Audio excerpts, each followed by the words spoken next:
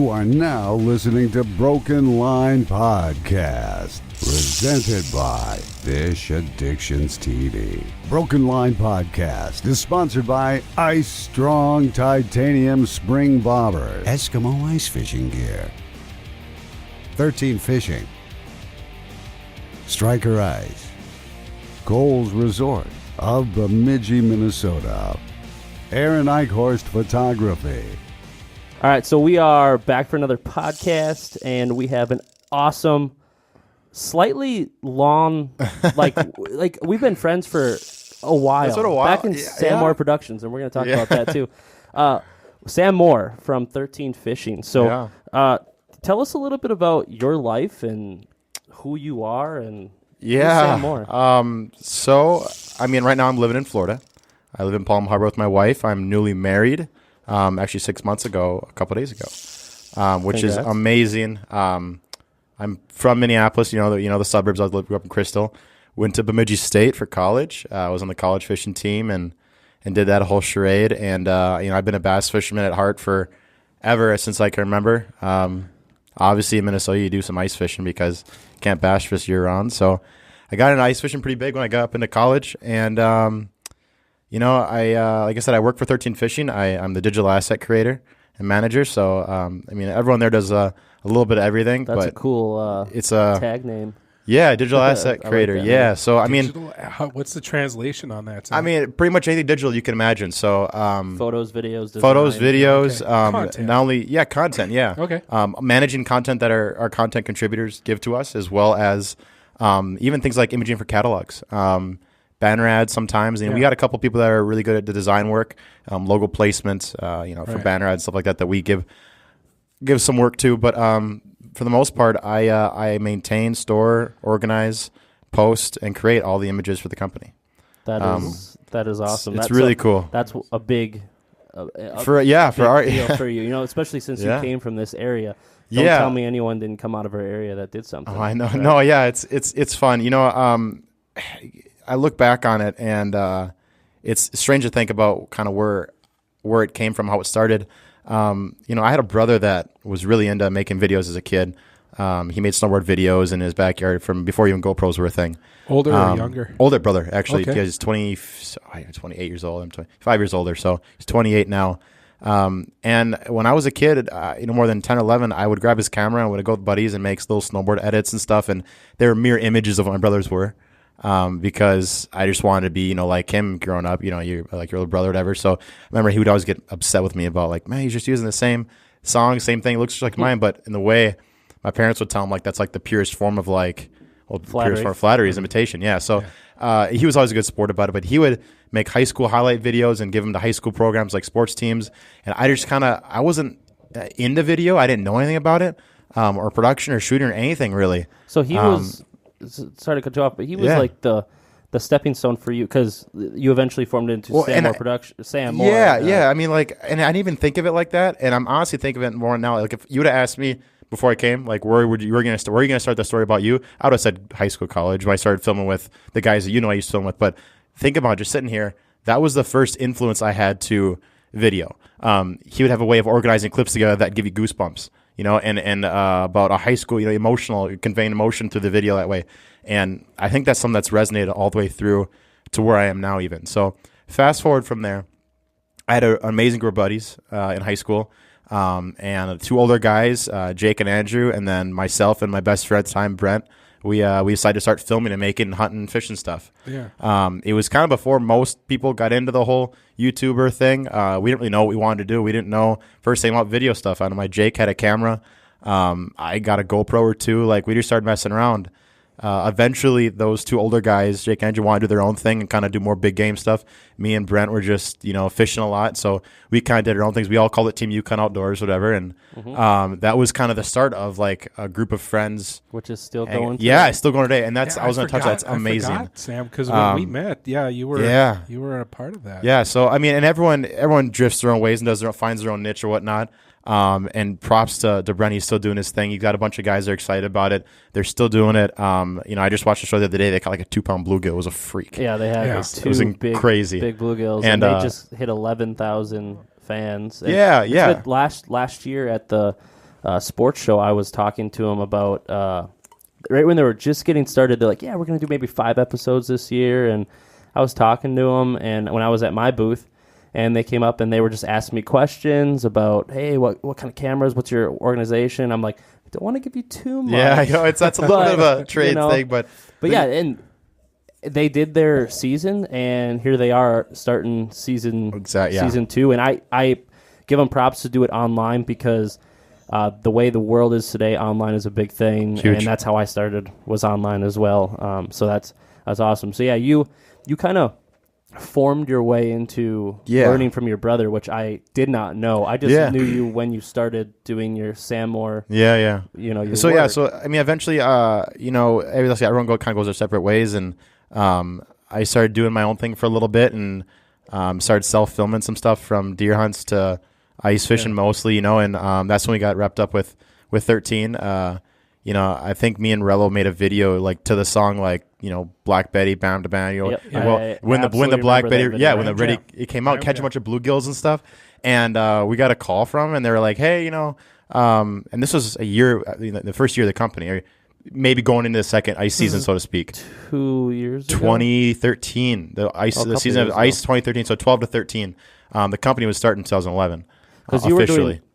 There was a time where you were doing heavily in your own productions, doing different videos here and there, and then you kind of started forming this 13, and I think that helped. It just kind of formed into that. I resonated with the guys. The image of the company I fell in love with, like a lot of people do. There's something about it, whether it's the logo, the brand, it attracts the young people. Exactly. There's something about it that and the connotation of 13 being unlucky. Yeah, exactly. I mean, there's a mojo there, and no one's really been able to bottle it or quantify it or really sum it all up. But there's something there, due to a lot of different things, obviously, right? And I was one of them. I was an absolute fan. I was infatuated. Anything I could do, I would. Anything I could put a logo here, there, I was all about it. And eventually, I know this because I've screen printed some stuff for him. Yeah, exactly. I can't believe that. That's the real thing. I wonder if he's got 13 on his underwear. Yeah, no, Joe. I mean, but the brand does that to you, and so eventually, you promote something that you absolutely care about and you have passion for, and you weren't afraid of it, and that's what kind of sets you into that motion. I kept going. Yeah, I wanted to make a relationship. I never thought it'd maybe turn into a job, but I wanted to always push. I wanted to be one of the 13 guys. I wanted to be one of the guys that was wearing the logo, that was working the shows. I mean, probably my sophomore year of college, I started working miscellaneous shows. Went to Duluth, helped out the RG guys, the reps. Just did anything I could to try and help. Eventually, I was one of their main content creators. I got a little bit better at some of the video stuff. Took a couple classes in college, and eventually for fish, because I was, I have Bemidji in your backyard. You're going to school. I mean, even if you take 18 credits, you still got plenty of time to fish. Absolutely. And so being in this area, I was able to get a lot of good fish pictures and stuff, and it just kind of kept going. Well, there was a time within the last 4.5 years where a lot of the fishing brands and ice fishing brands, they weren't heavily involved. Like, let's say Eskimo ice fishing. Mm-hmm. I remember 3.5 years ago, they didn't really have product videos. Yeah. And then they contacted me, or I contacted them. I don't remember which one it was. And I was like, I don't know if you're a little bit behind or what, because I've been doing video stuff for like 7-8 years. So I'm thinking, well, 3.5 years, 4 years in, I've worked for multiple shows, and now all of a sudden I look at Eskimo and I'm like, there isn't much content here. Yeah. And same with maybe 13. When they first started, there wasn't much content. They needed guys to start creating. And although there was people that were excited about it, I think it takes one person to dominate in it before they're like, we love you. Yeah. So I mean, like I said, I was just trying to do the most I could, the best I could when I could. They'd have guys come into town and for product photo shoots kind of thing, and I'd try and put them on fish, and sometimes they'd get in the pictures, sometimes I'd be taking the pictures, and it wasn't until my probably senior year where I was really taken to some of the video stuff. The camera equipment got a little bit better. You start trying to think outside the box, doing some creative things. And when I was coming time to graduate, I connected with the owner of the company and said, listen, this would be huge. I want to try this. I want to do this. I want to work for you. And this is what I want to do. So when I got hired, it was almost like a little bit of marketing, a little bit of digital stuff. But it wasn't too long after I got hired that I think they saw what I really wanted to do and what I had a passion for, and then what I could do. I think like, I could see a little bit, but they didn't really get it until it's in their backyard and they're looking at the screen while you're doing it. And we were able to do a few things as the opportunity arises. For example, I'll take the Concept Z videos. Some of the product videos, the first one we came on new spinning reels, ICAST 2016, all the Creed reels. I remember going out and we had video guys. We had guys that we hired out and that we were doing some work with that were making amazing videos. I remember you guys, they were shooting same camera I had. They had the slow motion. Yeah, FS7. Yeah, I mean all the high end gear. I mean, the guy that does it is doing amazing things. So we had guys that we connected with and that we hired out to these videos, and we had some of our own equipment, not a ton. But and I was like, listen, I'd like a crack at it. Like, I think I can do that or better or change or we can do it in house. And so it went from kind of like a test run to figure out like, all right, let's see what he could do. So I remember I shot the Creed GT video. That was like the first. To 2017, you now officially shoot everything, correct? Everything, yeah. Awesome. Everything that we. I mean, there are some things. In fact, the one you guys put together with Mike and the Bass Fisher thing was awesome. We're going to do one more just similar to that for ice fishing. Yeah. So stuff like that, I mean, we'll post and we'll share and whatnot. But you outsource a little bit. Yeah. That's what we're here for, though. Exactly. And our content creators often send us pictures and stuff we use all the time. But for the most part, on our Facebook, our YouTube, and our Instagram, now it's I produce all the content. So everything from the product videos to... I mean, we've had some fun. The concept videos were really unique. It is fun, isn't it? Oh, it's so fun. Yeah, and that's like I said, and that's really where I've found my home with the company. And thankfully, between the project managers, the owner of the company, everyone together, they've adapted that and they want that. I think even sometimes more bad than I do. So again, I transitioned a different job probably midway through my first year, probably 6-7 months into it. I work with the project managers. I work directly underneath the owner of the company with the creative side. The project managers approach me with a product they have that they're releasing, that they might have an idea for. We'll have a scrum discussion in the back. We'll discuss, hey, what do we want this video to look like? As we progress and our video content gets better and we get new gear and keep going, the thing that this company does, the mindset that we have and that I have is continue to push the envelope on how to deliver content. Right. For a while, the product videos were like cool, right? I mean, the Creed GT, the Muse Black videos we were doing, they were energetic, cool, straight up, badass videos with tech icons. They were a great way to deliver technical information about a product. Mm-hmm. I'll be the first to tell you, and you'll see it on our own stuff. We're already past them. We don't. There gets to a certain point where you don't burn it out, but you want to keep pushing the envelope. Yeah, and that was great for a long time. And we still have something like that, but you're going to notice moving forward here, as, like I said, I completely move into that role. And as we continue to push the envelope on content, that you're going to see stuff that you don't see in this industry. And that's what really gets me excited, because as someone who wants to look forward, we look outside the industry. We look at things that people are doing on a grander scale and how we can incorporate that into our industry. And you're going to see the way we deliver content and our level of content and the quality of content is only going to get better and better and better. Well, because people like you and me, we know that you have to push the envelope. Visual content and pushing the envelope visual content is, and heavily visual content, photos, videos, that is what sells product. That is what helps people get a visual idea of, is this product good, is it bad? And you have to push the envelope, and we've talked on this podcast before that there's so many, like our last one, goals. You have to have goals. Absolutely. And here's the envelope and you need to push it, or here's your goal and you need to break it. But what happens when you break that goal? You make another goal to succeed farther, because times change. You see how they filmed 15 years ago or 10 years ago, or when you had remember those little tapes that you put into things? That's the first, my brother's camera. That was the first one I learned. That's how I started too. And it's like, now you can film on a camera like the GoPro, and you can pull up your phone and you can edit it right there on your phone. Like, it's insane. The technology is changing, and the design and the direction of visual people like you and me and creators, we need to also change and adapt. You have to be able to adapt. You have to continually push the envelope, like you said, because you can quickly fall behind if you don't. And it's one thing that we're, as a company, not just in my role there. You guys know. I mean, you're your product users yourself. That's one thing this company just continues to push. I mean, I remember when I was in college, they came out with the 661, like an inline reel, the version of Black Betty. And I remember thinking, like, what could they possibly come up with that even, what's next, right? Yeah, you think of that in all industries, like the TV is like, well, what possibly is after color TV? But there always will be something, and this company just continues to push and innovate because when it comes down to it, we're users, we know what we want, we come up with ideas, and then we do them. And you got to be the first to do it. That's right. Someone else is going to do it if you don't. That's right. It, right. And then we came with a free fall, and since we're talking 13 Fishing, I've been asked this question several times. People now know that it is Florida company. Yeah, absolutely. They don't, and I don't know, can you answer this or not, but how did a Florida company start doing ice fishing? You would think it'd just be bass fishing and saltwater and that's it. Super easy answer. I have a good answer for you. Okay. The owner of the company is from Iowa. It's from Iowa. Iowa. Project manager for ice, Minnesota. Elk River, actually. Ice guru, content creator. Like you. Me. Yeah. Right. Crystal, Minnesota. Real designer, ice, and Summer from Northern Vermont.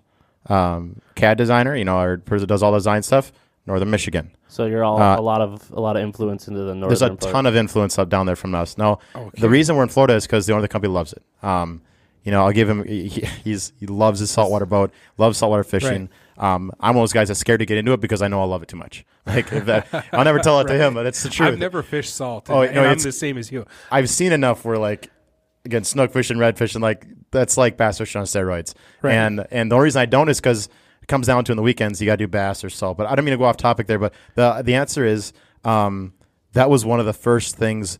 Fishing as a whole. You take other industries, footwear. Let's talk the top ones, right? Footwear, electronics, apparel, maybe. I'm talking about the leading trends in technology and innovation, both on a product sense and technology, as well as on a brand sense and marketing, right? Those are the leaders. Ice fishing in general, people probably would put down the ladder much further. You think sports would get much better before the technology hits. That leaves an open, wide opportunity, so to speak, to take an industry that might be a little more old-fashioned. 5-10 years ago, there wasn't nearly as many young kids fishing as there are now. Because of companies like ours and others that have realized that the kids enjoy it, you just have to make it really available for them and appeal to them. Which, by the way, 13 stuff is sexy. Oh, it's the best. Yeah, and that's yes. As a design guy myself, I love it. It's good stuff. It's when I just looking at a rod, I look at just the reel seat on an ice rod. You have no idea how much goes into reel seats. You know what? That's not your. It's not a. You can't flip through a mud hole and find that reel seat. That's right. And it kind of irritates me a little bit because they're so cool. You can't just get a reel seat from them and build your own stuff. I just wanted the viewers, because I've been asked that question. Yeah. And I kind of knew that there was some northern influence down there, but I didn't realize it was that much. Oh yeah. Fishing in general, like I said, up in the Midwest, the reason we're in Florida is because the owner of the company loves Florida. Obviously, you guys know we come up here quite often. Does he ever come up this way? Oh, yeah. Oh, okay. Yeah. Like I said, usually sometimes for the ice show, it depends. It depends on schedules and whatnot. And as we get busier and busier, it doesn't happen quite as often. But, this is if the owner of the company could he loves hunting. We go up to Manitoba. We're just in Manitoba for two weeks. Is there a 13th? It's totally different branding, but is there a 13 hunting in the works? Because, let's be real honest. You guys with your black, sexy-looking trailer with the big 13 on it, and you're heading up and you're shooting geese and stuff. And I've had the. Did you trailer see how right he just kind of looked away? Like I said, you gotta be careful what you say. I'll answer with this. No, I'll answer with this. I was told, and the other company told me this when, even when I think the first day I met him, or at least the first time, it's a vivid memory I have. He said if he could own a hunting company, he would. He loves fishing, but his hunting's his passion.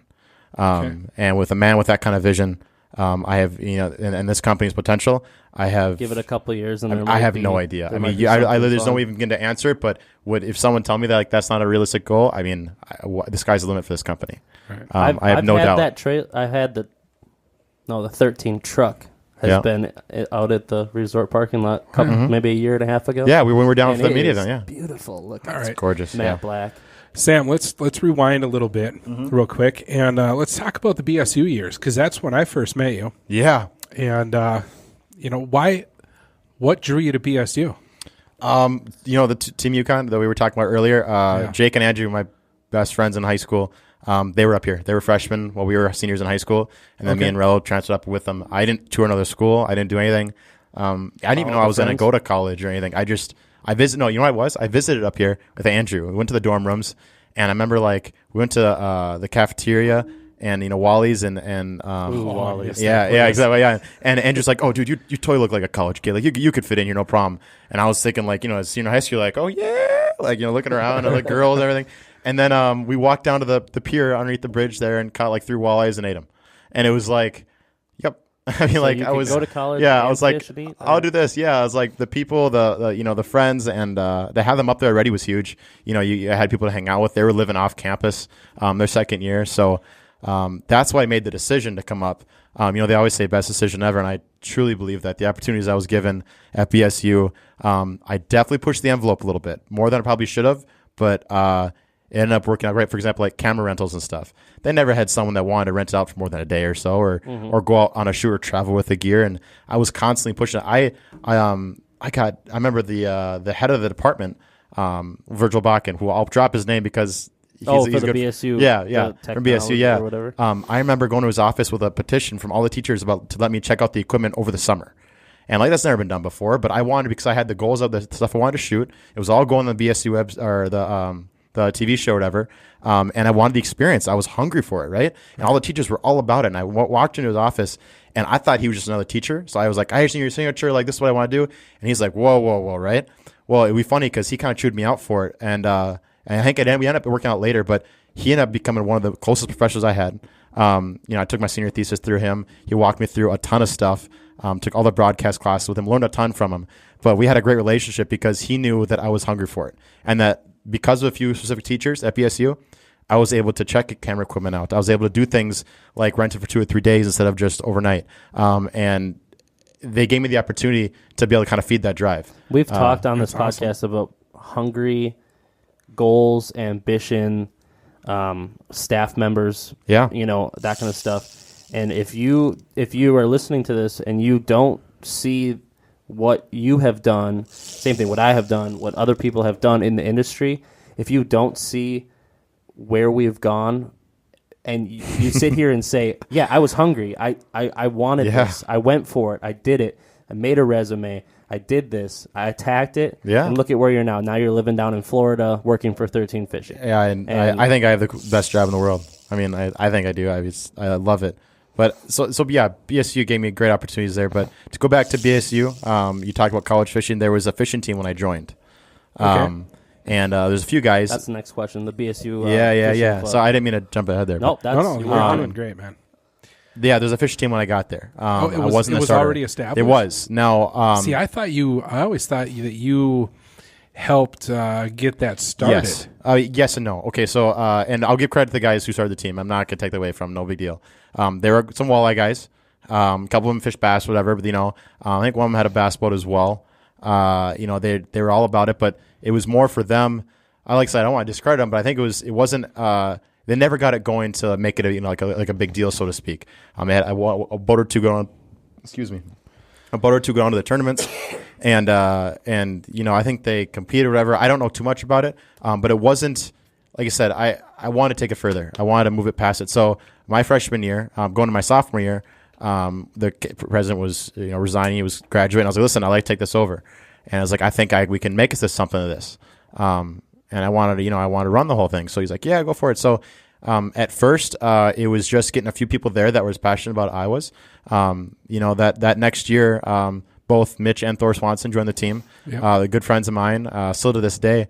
And then we got a couple other kids. We got the at the time, the kid who won state championship in high school. He came up.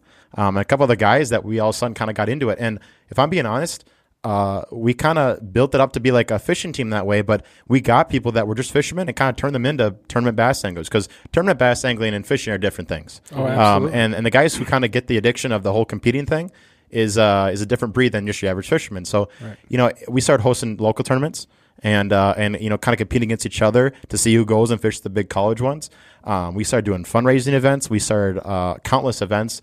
Did stuff with Ducks Unlimited. Did stuff with, we hosted our own ice fishing tournament on Lake Bemidji. Yep. Mm-hmm. We started getting fundraising all over. You know, try to get the school to help out. The school was a little reluctant at first, but considering where it was to where we had a few kids that would sign up, maybe 5-6 kids at a meeting, to where it is now. And even when I left it, but even the current president, Thor, has regressed even that next step further. I mean, last year we hosted the national championship. Right. A huge, it's something that if you would have asked me the first year I joined, or when I took over, if, you know, when we had 15 kids there and 5 of us were really bass fishermen, I would have said, you're crazy. But through the support of the school, through the guys that were around me that helped me out do it. I mean, we would make T-shirts that said BSU Fishing Team on there that we'd sell for $10 and buy online for like, you know, a couple of dollars, and trying to anything we could do to get some money to travel and make the team bigger. We put it back into the team. You know, Northland Tackle, I'll give them credit for that. They helped us out a lot, especially my junior and senior year. They became a good sponsor of ours, donated some product, got us going. A lot of us were working with 13 Fishing and Number 8 Tackle, which is 13 Fishing. Mm-hmm. So we were doing that stuff kind of on the side. So they were a sponsor of the team as well.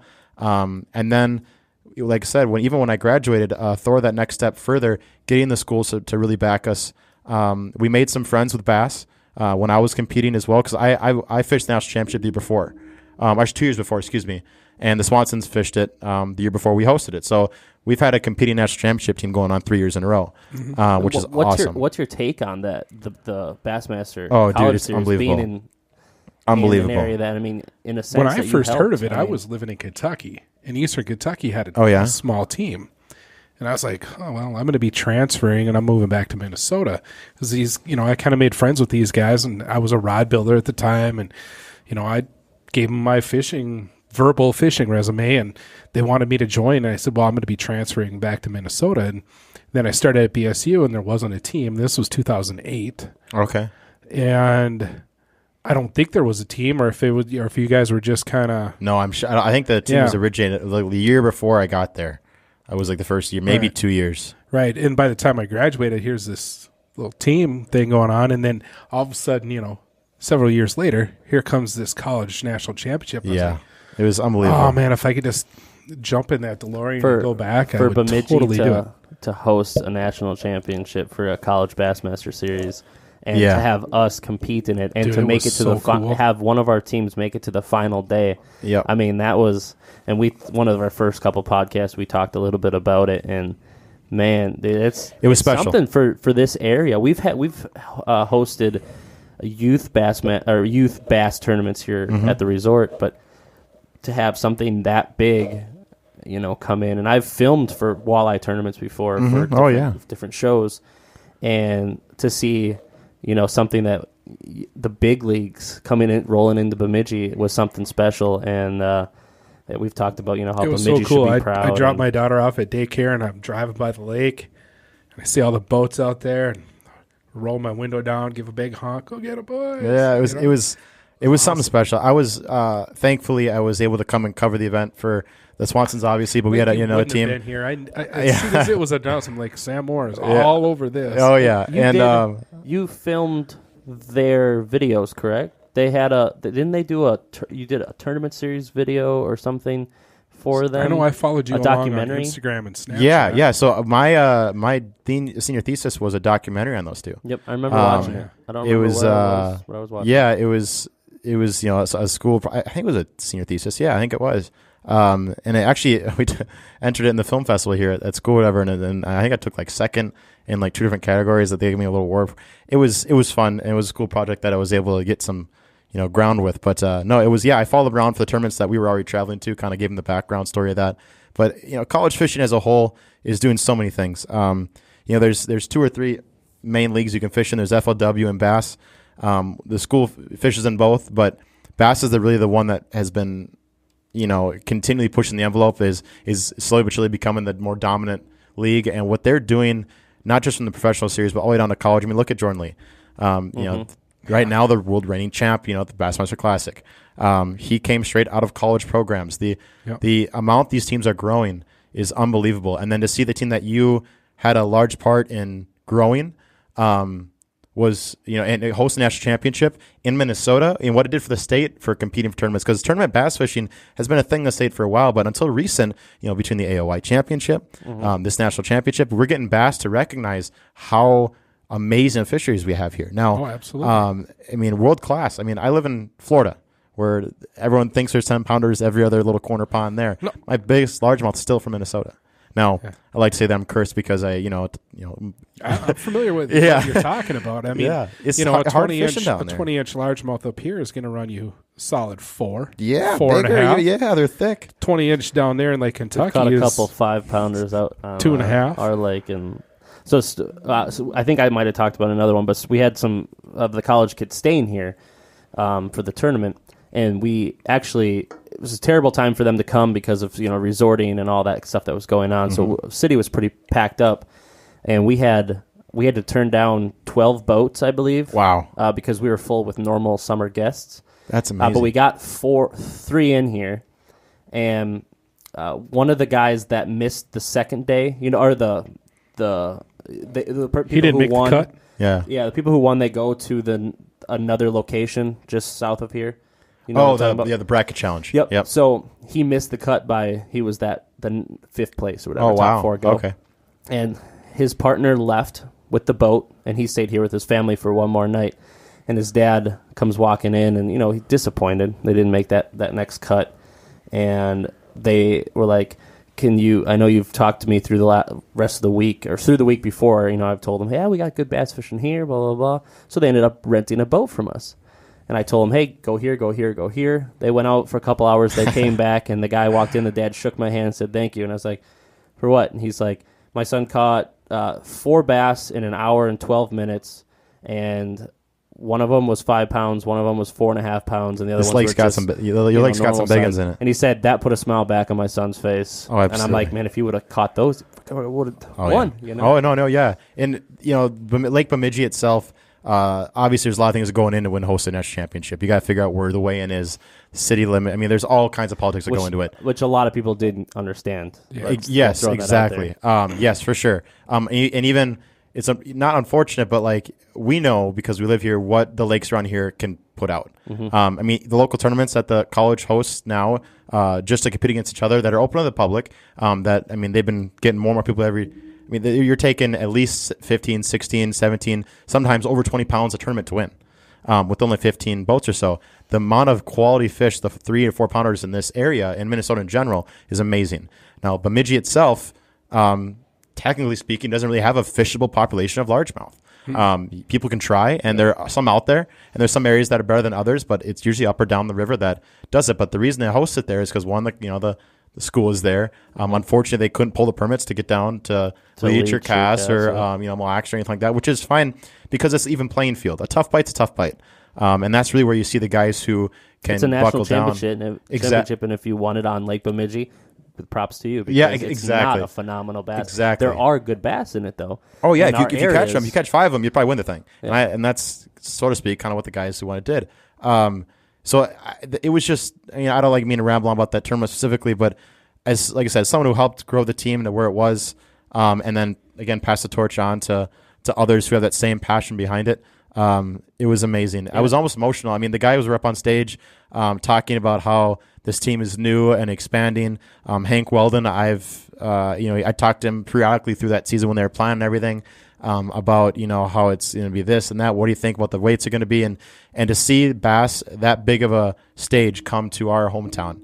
And not only that, but to get the publicity that it got for Minnesota and for the school and for those kids. I ended up missing it on TV in September. Oh, I ended up watching it. Oh, it was awesome. Yeah, it was just it was all encompassing. It was amazing. And like I said, I got emotional about it. I had parents come up to me that knew that I was involved throughout. That I ran it for however many years and thank me about how this wouldn't have been possible without you and stuff. And I will by any means not take the credit for that. I helped, but it was a combined effort. But I got emotional about it because you put so many hours into something like that, and then again to see it pay off like that for a national championship, it was amazing. And I hope we can do it again. Where do you think the future leads with the BSU club. we have Especially a lot we of just had. You think 5 years we're having a national championship. Well, we just did that. Yeah, so that's what I'm saying. So I mean, we got a couple young kids coming up. I would like to continue to stay involved in it. I run the college programs for 13 Fishing, so I'm constantly talking to these kids about setting up new teams.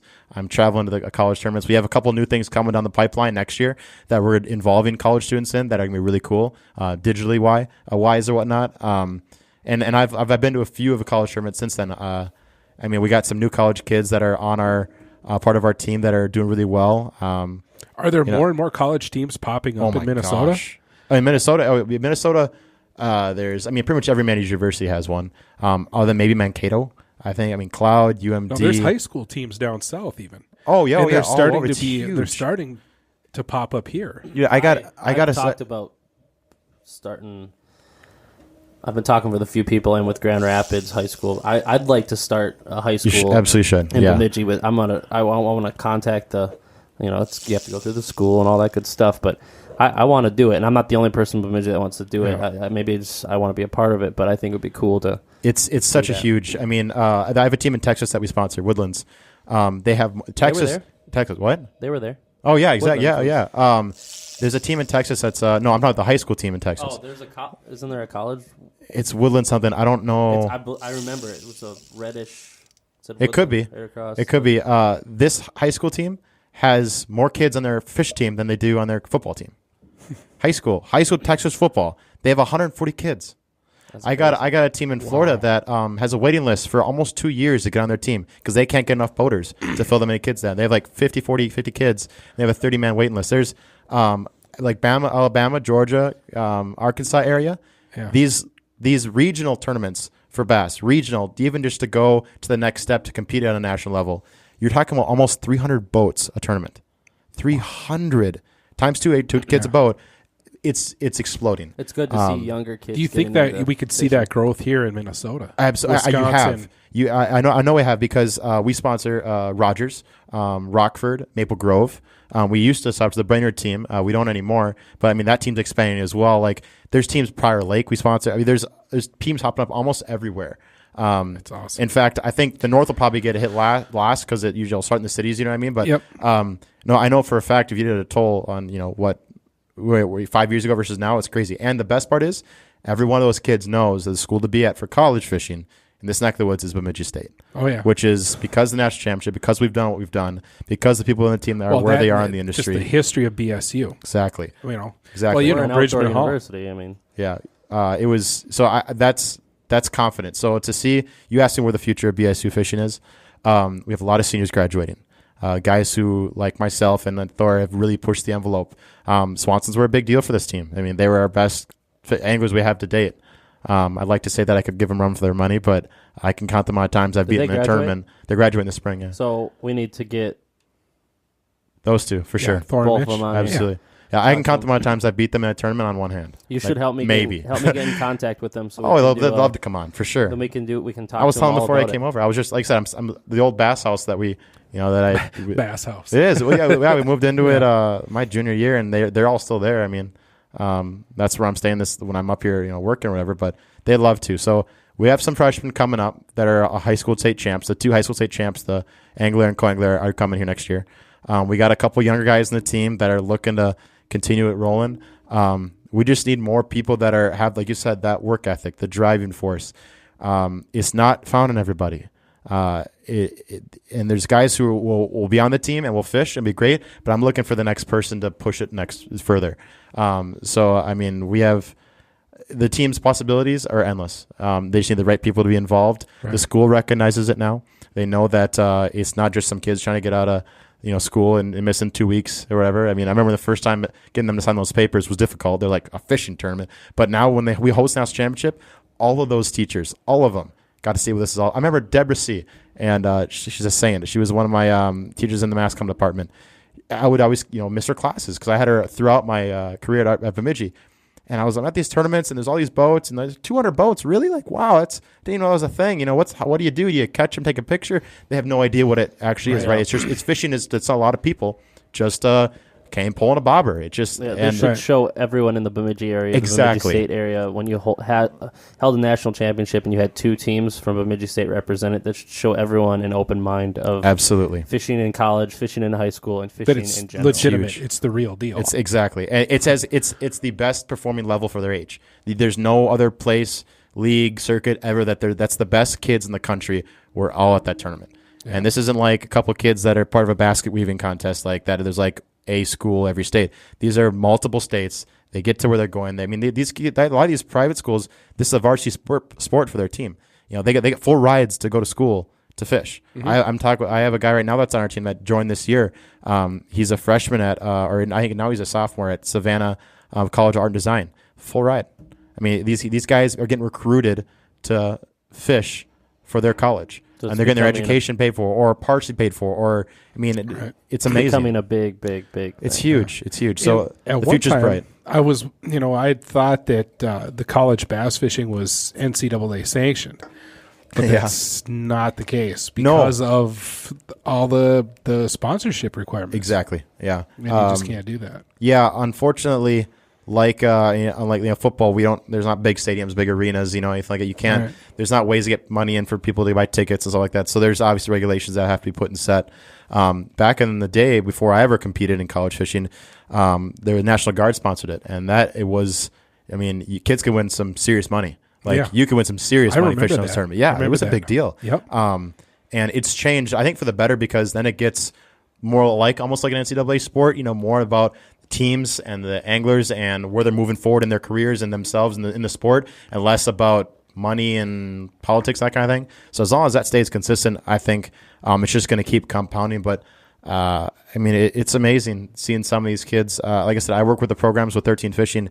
Some of these people that are so excited about the brand and about using their rods and competing and tournament fishing in general is just continue to grow and grow, and it's awesome to be part of. What I think is really, really exceptional is companies like 13 and all these fishing companies like, yes, let's do this. Yeah. The fact that 13 actually wants to help better kids is a big thing. It's right? huge. It's the support. Yeah. It's like we talk about, 13's the parent, and the parent is supporting the child. Right. In a way. It's a whole other podcast we've talked about, but it just makes sense all the way around. You get you get these young people that have fresh ideas. That's right. They have fresh enthusiasm, and they're willing.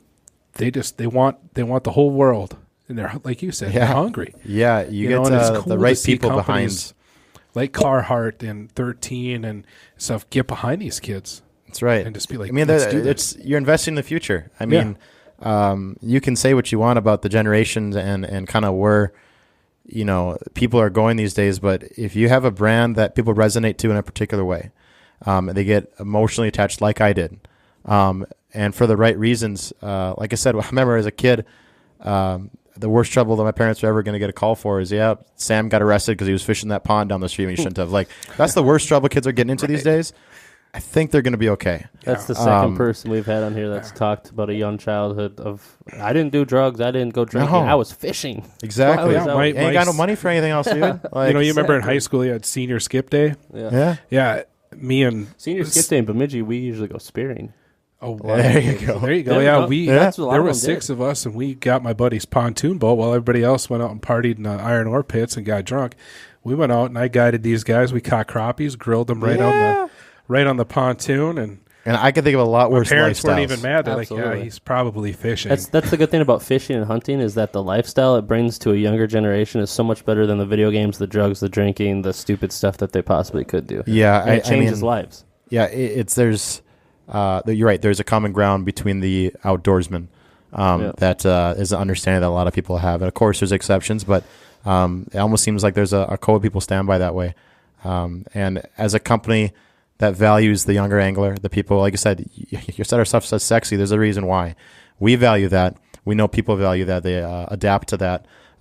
We think we can we have a lot of rods and reels that are affordable for a young angler, not only to get their hands on and enjoy, but that look good while they're doing it. Mm-hmm. We'll have our higher end stuff because we know there's the market for that, and we enjoy using nice stuff ourselves. But take that Fate Black, for example. It's a loud rod. We know kids are going to adapt to that. And the trick shop. Yeah, trick shop, cool. Exactly. Customize your reels to make whatever color you want. That's I cool. mean, so since we're on that trick shop thing, message us for a giveaway. What should we do for a code? Anything you want. Pat's thinking. 13. Thinking difficult here. Yeah, I'm trying to do some trigonometry here to get to the number 13. But we have, while you're thinking of that, so we have a hat and some tackle that were Sam and 13 kind of donated to give away. And all we got to do is think of a code. So while he's thinking of a code, to get into that, just message us the Facebook code that he's going to say sometime in the next 1 minute, maybe 2 minutes. Me too. No pressure. Ice fishing or open water, and what's your favorite and why? Okay. I have to say open water, although I had a lot of fun catching a bunch of bluegills today. I just, I've been a bass angler at heart for a long time. And especially what the dimension brings of tournament bass fishing. And once you get to I'm not talking about a level in terms of how good of an angler you are. Once you get into a devotion level in the sport where you have the boat, you have the gear, you're ready for the situations, it becomes a you versus the fish thing. And it's like a puzzle. They're there. A lot of people think, well, it just, have to mean luck whether the fish bites you or not. No, there's things you can do. And there's presentations you can make and be able to, take an audible and switch things up in a game plan and then be timed and then compete against other anglers doing the same thing. There's something special about that. So the competitiveness in me and the eagerness to learn and catch fish different ways is amazing that way. Not that ice fishing doesn't have its own things, but it's just different for me. It's not ice fishing for me is more one-dimensional. It's a different relationship with me and actually fishing than bass fishing is. For ice fishing, I was talking to, I was filming with the Wire to Fish guys today, and you Kyle. You got to slide around on the ice. Yeah, exactly. Yeah, you saw. Yeah, snow. I mean, and we're sitting there. Can't do that in a boat. Yeah, you're sitting there, and it's almost opposite. You're confined to a hole. Yes, you can drill 100 holes and move around, which we did. But it's just different. And he was talking about, hey, did you ever fish Red Lake a lot? And he just we're having small talk. And a recurring theme was when I ice fished up here, when I used to be up here and I was doing it on my own, self-filming, whatever you want to call it, I would always take the road less traveled. I'd put a flasher in my bods with a little transporter bag and auger over my shoulder, and I'd walk into these state forest lakes. And I never had an ATV or snowmobile. I wish I would have. But, I remember doing trips that, I'd call my girlfriend and be like, listen, I'm going to be late because I can't go. I'm exhausted. I would walk forever, and I'd find these lakes that didn't have any contours on them or that, I never saw anyone go into. Didn't even know if there was fish in there. It's a different relationship for me. I enjoyed, the discovery, the adventure. Being in these remote, the being in the remote areas, the nature of it. I myself loved fish and panfish. I just wasn't a walleye guy. I liked catching a lot of fish and then trying to figure out how to catch one really big one, like a big crappies or big bluegills. So even today we're bouncing around holes and there's fish in the hole, but I know those fish aren't the ones I want. So I'm continuing looking for that one, better mark above the school there. You're constantly, it's more of a relationship between myself and ice fishing than anything. Versus bass fishing, open water fishing is like the dimensions of it and the puzzle of it. And, they're both their own relationships, but I just enjoy them in different ways. Yeah. Ideally, I want to do both the rest of my life. There's times that, like I said, me and Kyle were just giggly because we're sitting there catching. He's dropping down, I'm dropping down. Fish after fish. I remember last year I was shooting up here with my buddy Ricky. He's a project manager for all the rods and stuff like that. And we're in a hole and it's sundown and we're literally catching big bluegill hand over fist. Just cranking them out. For like a half an hour. One's so big where it got ridiculous because you don't take a picture of it because they're the same big fish every single time. And, you get lucky sometimes like that. You're on a good bite, a good school comes in, and it's hard to beat that. Yeah, absolutely. It's that's all kinds of fun. So I like them in different ways that way. Yeah, good news. I got the code. Because I got one too. Which one's going to be better? Do you say yours? Frozen Florida. Frozen Florida? I was going to say make your own luck. Just keep it super easy. But what is it? Either which way? Frozen Florida. All right. So message us Frozen Florida to get in the drawing for some 13 gear from Sam. Frozen Florida. I got a little insight for you guys. A video I have an idea for. I'll let you guys hear it here first. And then the amount of anglers that will be able to watch the podcast and see it, they'll be like, I knew that was coming out when it does. Perfect. We're going to get an inside scoop. Yeah, an inside scoop, right? And I don't think I'll get, bash for this when I get back to Florida next week. I don't think it was my idea anyway. Just a slap on the wrist. Yeah, there you go. So I'm gonna we're gonna pop up, and we're gonna have probably the owner of the company, maybe myself, a couple of guys. Probably not myself, because I'll be filming it in ice gear. Pounding away at some jigs inside a house. Freezing, it's cold or whatever, and a couple close-ups of the product, maybe some cool music, and then I'm gonna kind of back out the door. And as I back out, the mentality of the music will change. You'll hear like a seagull, and they'll be like bundled up in a house like on Clearwater Beach.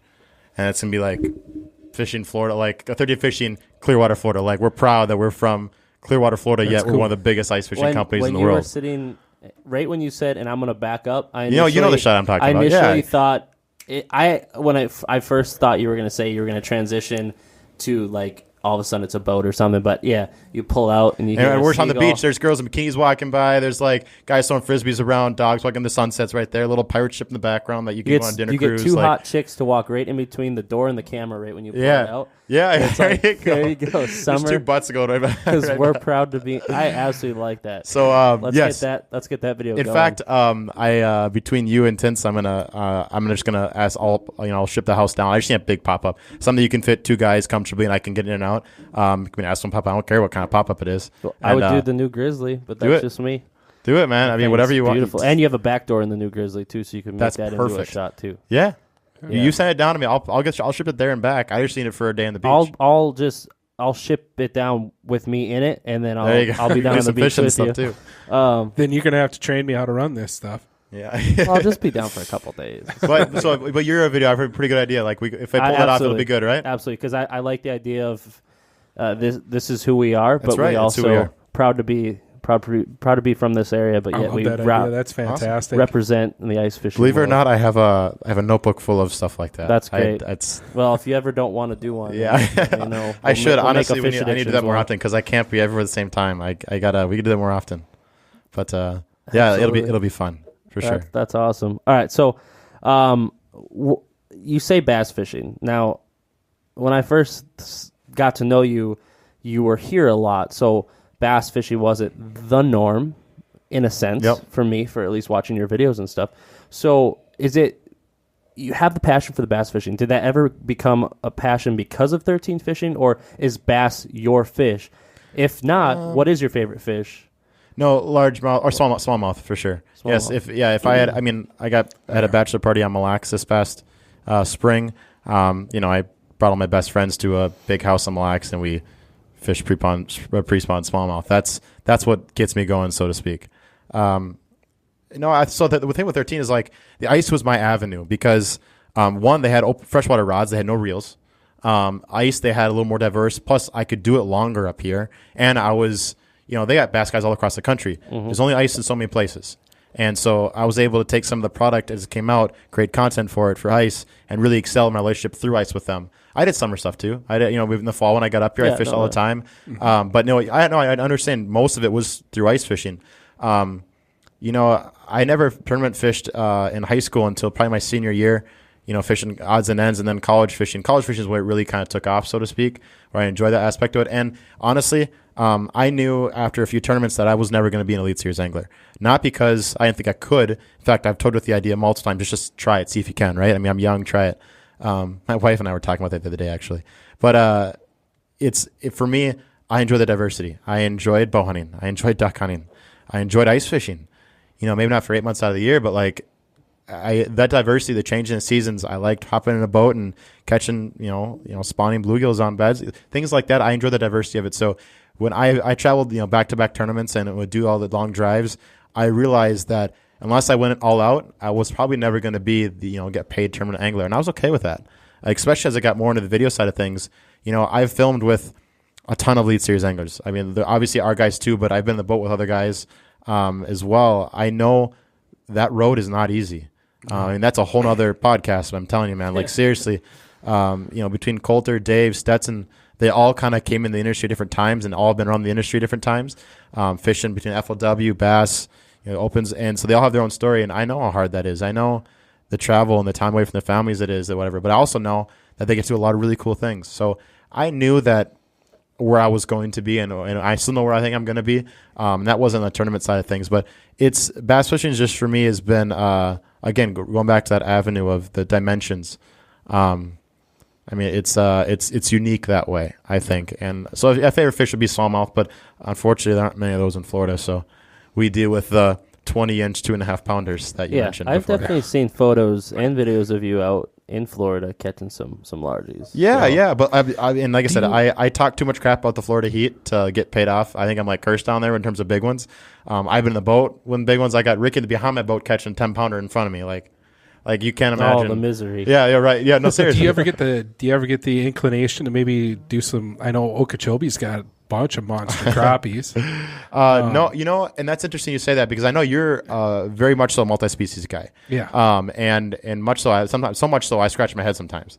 Not I promise, not a lot of people do. No, yeah, a lot of people but that's do. okay because that's your niche that way. I just, you know, and another sheep's head. Yeah. It comes down to, and my one of my best friends, probably the best friend down in Florida, Ricky, he could correlate to this as well. It comes down to specifically tournament bass fishing is unique. Again, there's no other platform to compete or anything kind of like that, and the industry is much bigger than a lot of other things like that. But you know, it comes down to you work Monday through Friday, or in my case, a lot more than that. 7 days a week. Yeah, exactly. And you're tired, and when you have a waking second to do it, to fish, you do what you like best. Right. So yes, if I didn't have a job, and I would get bored of bass fishing every day, and like there's on the lake that I live on, there's big crappies, I guess sometimes, but I've never had the inclination to go try. My wife has asked me a few times, but I mean, I'm just curious because growing up when I was pre-teen and through my teens and in my early 20s, I wanted to be a professional bass angler. That's all I did. Interesting. Okay. And I fished clubs, I fished tournaments, and I just got like burned out one summer. Like, man, the bass aren't going, but this bay is just chock full of these big crappies. I want to fish that, but I can't. I'm tournament fishing. And so tournament bass fishing and club fishing turned me into a multi-species kind of guy. Like, that's interesting. And for me, it's enjoyable. I start out a day, I'm like, all right, I'm going to go and I'm going to fish bass. If they're not going, I'm going to go and do this. If that's not going, I'm going to go do this. Because I just want to get bit, you know? Yeah, it comes down to, I guess I don't really know how to answer that question. I mean, I see that, and not that I don't enjoy. I mean, I was with Jay in Manitoba, and we did the whole. That was an amazing trip. We did the whole Grand Slam. You know, you try and catch a pike, a walleye, a brook trout, and a lake trout in one weekend, one trip, right? And then they have their whole master's program in Manitoba. It was amazing, and you know that was fun throwing big swim baits or pike. I mean, that's. That's great. That's a future episode for this year for us. Yeah, we already filmed it. Awesome. And then the walleye fishing, and we were fishing this little exit stream, whatever, and they were just chock full. We were catching them on swim baits, like I was bass fishing almost. There's whacking it, and then we went to a fly-in trip to this brook trout, and we were fishing these little Cleos, and these brook trout would just destroy it. I mean, like, oh my gosh. And then you go to lake trout, and we're trolling these big swim. So the diversity, I loved it. And if I was in an area where I could do that, probably. Yeah. Florida's a little more one-dimensional that way than Minnesota is. Well, kind of, unless you get a guy like me, like. Yeah, it goes crappies on there. There's crappies, there's bluegills. And let's not even talk about saltwater because I'd be out there like. Yeah, that's for sure. I mean, I wouldn't even know where to begin. That's a whole nother world. And that comes down to, like I said earlier, like that's a different boat, different everything. Yeah, right. I mean, I'm not. My boat doesn't touch saltwater. It would never touch saltwater. Like I'm against saltwater. But it's one of those things that you can't make a choice. Now, there's guys that do both, but I don't know. Bass fishing's resonated for me. And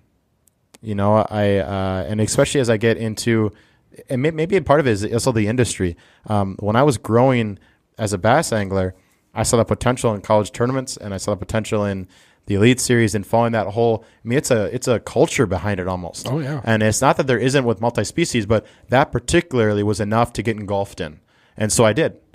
Between subscriptions to Bass Times, to watching Elite Series events, to play fantasy fishing, like it had its own realm, similar to what a sport did, more so than individual multi-species or like a saltwater thing. And like I said, they're just different animals. So, I'm not really sure why it's resonated with me that long. I think it just comes down to kind of what you knew and know. It's funny because my father was never someone who, I mean, he's fished all his life. But most of their stories say, I learned fishing from my father. And I did, a little bit, and I fished them. I was a kid all the time. But when I actually got into fishing, like I said I wanted to go fishing, and I want to go to this.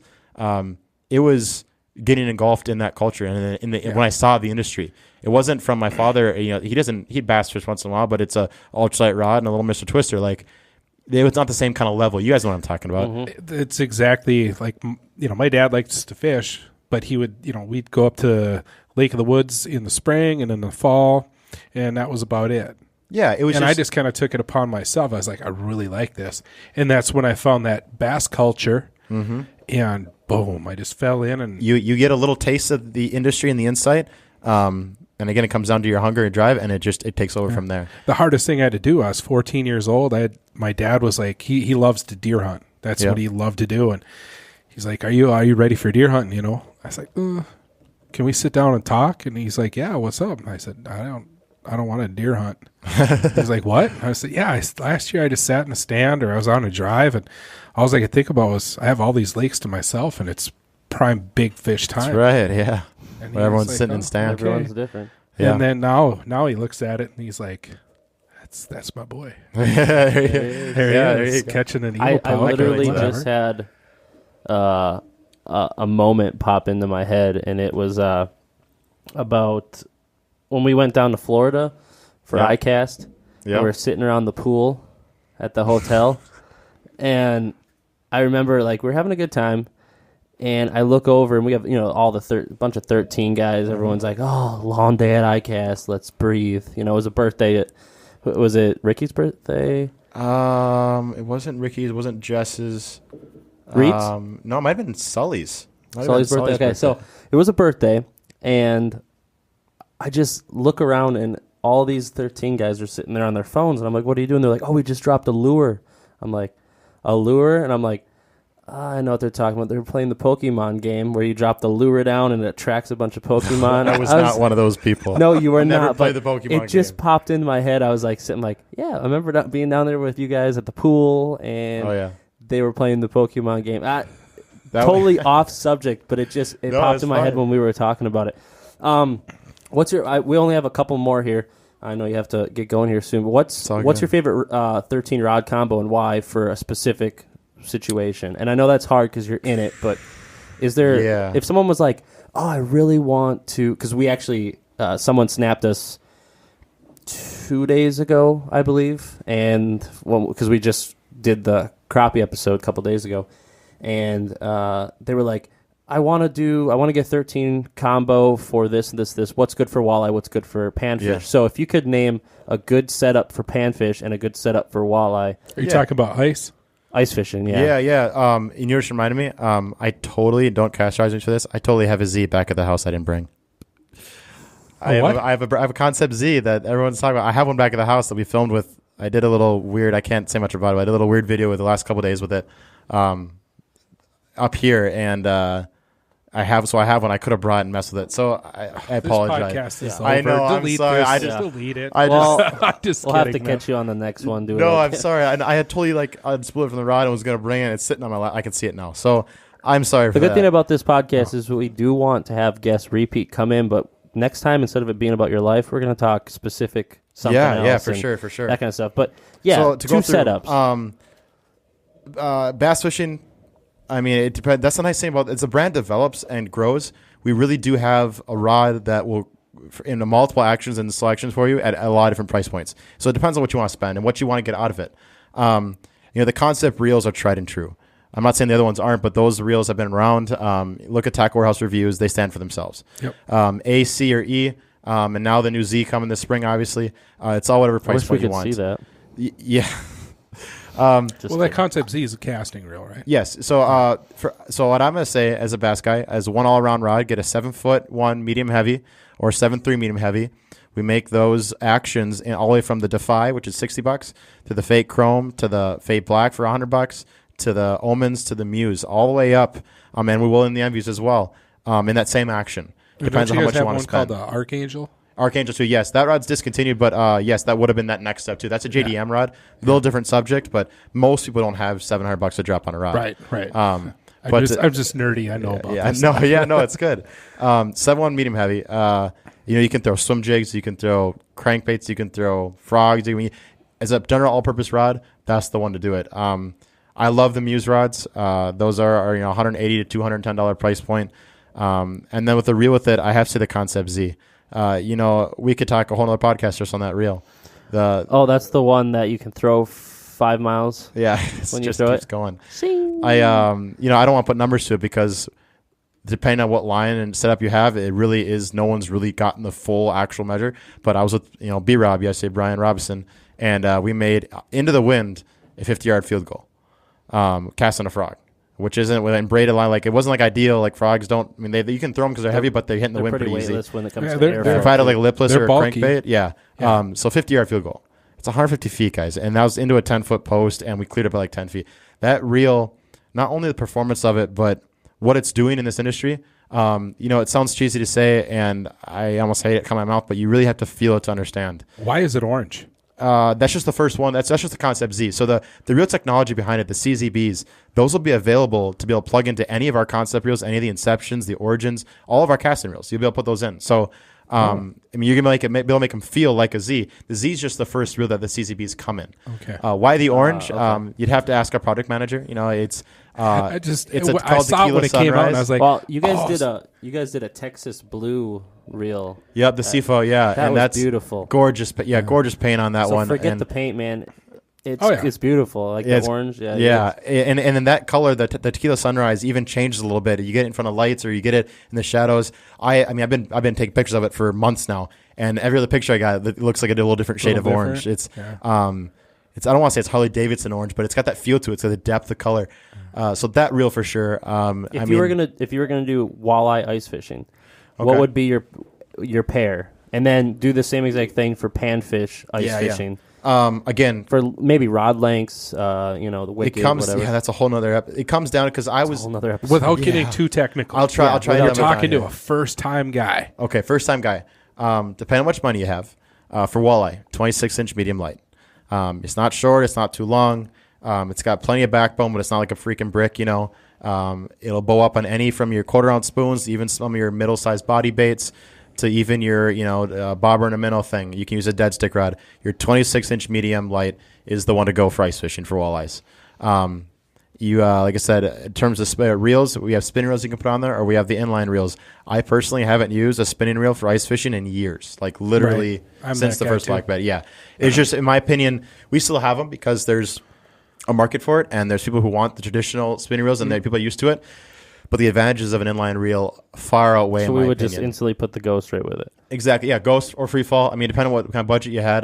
Definitely one of those two, though. Not the Black Betty 1-to-1, because for a walleye rod, I want to have a drag system. If you get into some pike or bigger fish or big walleye, you want to have a drag system there. The Free Fall is going to have that 6-disc carbon drag system, and the Ghost is, again, at a better price point if you like the appearance of it too. We have the new Widowmaker carbons. That's probably their 26-inch medium light to put them on. That black rod carbon, all black with the white Ghost, would be filthy. Again, filthy people. Just like wash your hands, like just filthy. And panfish, a starter. Money, I don't care. Money, I don't care. I'm looking to 23-inch ultralight tickle stick. Okay. With a Black Betty 1-to-1, the original Black Betty. They come with a fender. They're relatively inexpensive. You can freaking almost drive your truck over them. They're nothing to go wrong. It's just you versus the fish. That's what I run. Yeah, we would pretty much pair it with the same things. Yeah. The 23-inch ultralight with the Black Betty 1-to-1. The reason I don't go with the Free Fall is because the Free Fall fish like basin water crappies, the deeper stuff, but the 1-to-1, most panfish, you don't need a drag system. It's just you versus the fish. That tickle stick, what you can see, for those of you who have one out there and know, what you can see in those bites is unbelievable. The ultralight, we have a super ultralight, but the ultralight would be best for middle to bigger size panfish. The super ultralight I only go to if I'm throwing really light stuff. And again, all those rods match the way the lure, but that rod, I was swimming with Kyle today at Wire to Fish. That rod's so diverse that the stuff you can throw on it. The indication is amazing, where the backbone starts. It's really changed a lot of people's mindsets on what a rod should do and feel like in the ice fishing world, those tickle sticks. I've been running that tickle stick now for a couple of years, and I run the 27 light. Okay, yeah. I like, for some reason, I like them. My panfish rod's a little bit on the heavier side. Okay. But it's a good stick. I really like it. And the new plastics and the jigs we have this year are, we got some we're giving away. We were trying to.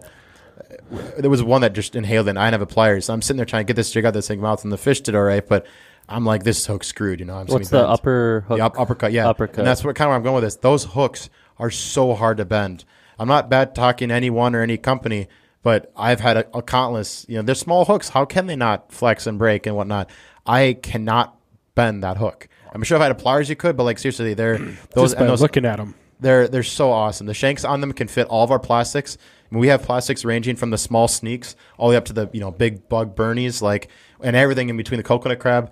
All the shanks of our jigs will fit all of our plastics universally. The 2 jig head styles we have, and the quality of the pores of those plastics are what a bass angler would say. Yeah, that's about right. Like they look like custom poured baits. Yeah, those are it. I mean, we got all kinds of colors, all kinds of shapes, sizes. I will let you know right now that what we got most of the crappies on, we got probably 170 some crappies in 2 days of fishing, between 13 and 15 inches. Pretty good slab crappies. Yeah, I saw them. They're big crappies. And I think we got everything on the Purple Rain. Purple Rain. That's a great color. I'll tell you what, we were Sam, seeing Purple. Yeah. Rain. These plastics did not fall apart. Oh my gosh, we were swimming 2 days ago with the guys. I had 3 rods, and I was mainly taking pictures of them while they were fishing. And I had plastics in the truck, but I didn't bring them out. And there was a little bit of a walk. We stayed there for 4 hours. One guy caught 28 fish before he's like, "Yeah, I should probably take this off." They're like I said, I'm not down talking any other company. I fish other plastics. They're great. Mm-hmm. But you go through them, and They break. They and twist, exactly, and if you can get one plastic to last that many fish, then screw the price. You have a pack that'll last you. A couple packs last you all year. I mean, we looked at this one and it said donkey sauce. Oh yeah. We were on the ice and we're like, oh my gosh, we need to come up with a sauce in the next year and a half. I said a cologne. yeah. Oh, cologne. That's what it was. Yeah. Donkey sauce. Donkey sauce cologne. Yeah, that'd be awesome. It was something. Yeah. But Going out tonight, boys. I got to throw on some donkey sauce. All right, so we have a couple rapid questions, then we're done. Get you out of here. Nice. And these I want all short, super. He's going to I will ask do my best. pretty much most of them, but Okay. pretty much one answer. Like We need background music for this when we do this. Well, you edit it in. All right, you ready? Yes. Smooth or crunchy peanut butter? What? Smooth or crunchy peanut butter? Yeah, which Smooth. one? Hands down. Okay. You were like, this ain't fishing. No, I thought you were those one sentence like you were like saying like a lyric or something. Anyway, keep going. Laces or Velcro? Laces. Because you're a. I had Velcro. I just I don't know With why the I said laid up laces. shoes? Yeah. Yeah, Taco Bell or Taco John's? Bell? How about Cordova? Chipotle. Ooh, nice throw in there. Hippie. Nice. Anyway, flat brimmed hats or curved? There's not too many people we have on here with flat brims. So You know what I think? When you move south, No, I was the rocking these in humidity just college. takes I mean, the curl right out. just Bill bends goes it straight up.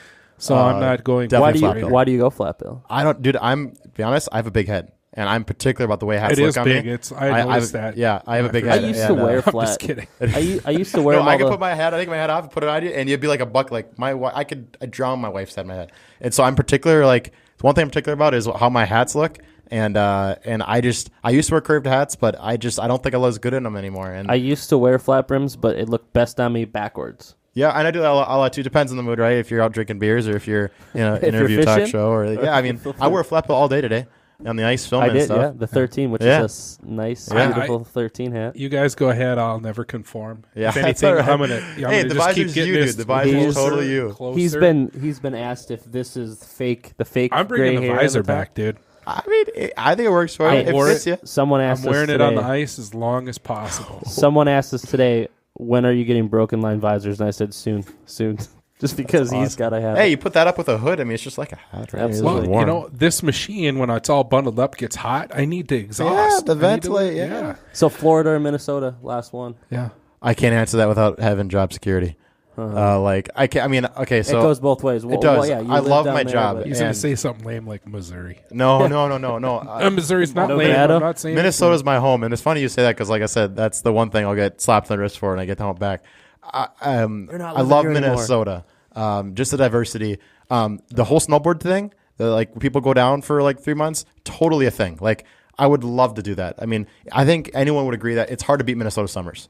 The mentality, Absolutely. the energy, it's amazing. The no humidity. Yeah, but yet that I get to go back, hop my bass boat and bass fish, and like spawn starts here like in a month, and I'm gonna start whacking biggins. Like that's pretty freaking cool. So I love what I'm doing. the move down there is just I'm there to work, and I'm there to prove myself, and I'm there to do the most I can for the longest I can.